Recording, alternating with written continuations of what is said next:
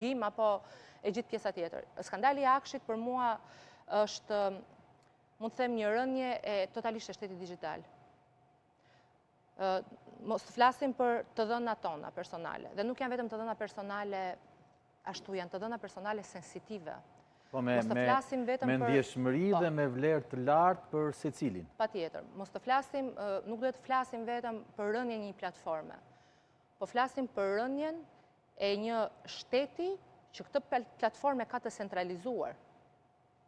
Pra, Shqipëria nuk është si vendet të tjera, si Estonia, apo vendet të tjera digjitale, ku kanë platforma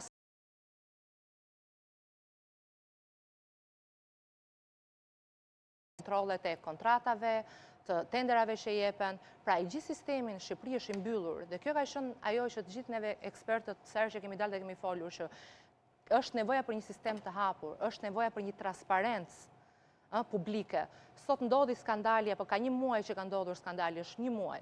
Nuk janë as minuta dhe nuk janë ditë. I fiskalizimit është një muaj, që nuk ka sistem, pra çfarëdo lloj backupi që t'i bëjnë sistemit. Ai do zgjasë vetëm disa minuta, nuk ka sistem që të mund të bjeri për javë të tëra.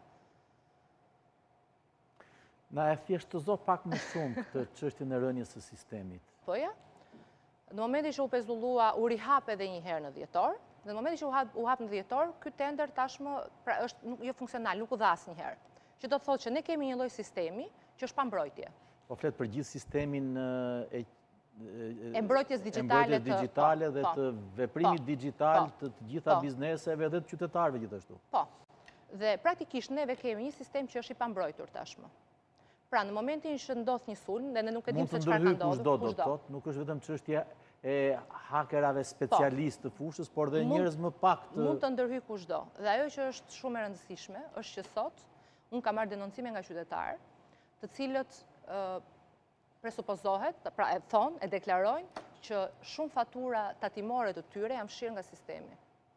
Pra ti nuk mund të bësh dot një kontroll ekonomik në sistem, çfarë do thotë fshihen shumë fatura? Nga sistemi tatimor i vendit? Kujt i intereson në këtë pikë, pas rënjes së këtij sistemi, kujt i intereson që të fshihen fatura, mira fatura nga ky sistem? Po nëse është kështu, atëherë skandali është shumë i madh nga çfarë përfitojmë ne. Patjetër që është shumë i madh. Dhe s'ka nevojë dhe për të qenë haker për këtë gjë, sepse njerëzit po detyrohen. Sot nuk mund të bësh deklarata doganore, bizneset. Si do ta zhdoganojnë mallin? Deklaratat doganore nuk hyn dot në sistemin e fiskalizimit. Avokatët nuk presin dot fatura për klientët. Ishim në procese gjyqësore këto kohë dhe kërkoi që të bëjë pagesa për ekspertin në mënyrë që të merret akti i ekspertimit në vlerësim nga gjykata dhe ti nuk e pagoje dot se nuk prodhoshe dot fatura. Donin palët të sillnin certifikat familjare. Detyrimi është ta bësh vetëm në këtë mënyrë pagesën. I duhej certifikata familjare për të provuar që kanë fëmijë dhe janë të martuar, apo dëshmia e penalitetit për ta çuar në gjykat për të provuar që nuk janë të dënuar më përpara, nuk e nxirrte dot sistemi. Pra nuk ka nevojë më për hake, në momentin që bie një sistem i tërë, njerëzit do detyrohen të shkojnë në informalitet. Atëherë ku i shkon problemi dhe kush përfiton më shumë, atëherë është gjë tjetër. Por ne kemi sot Akshin që ka një buxhet për 500 milion eurosh. Dhe anashkon mendja ne që një sistem digital mund të ketë ato momente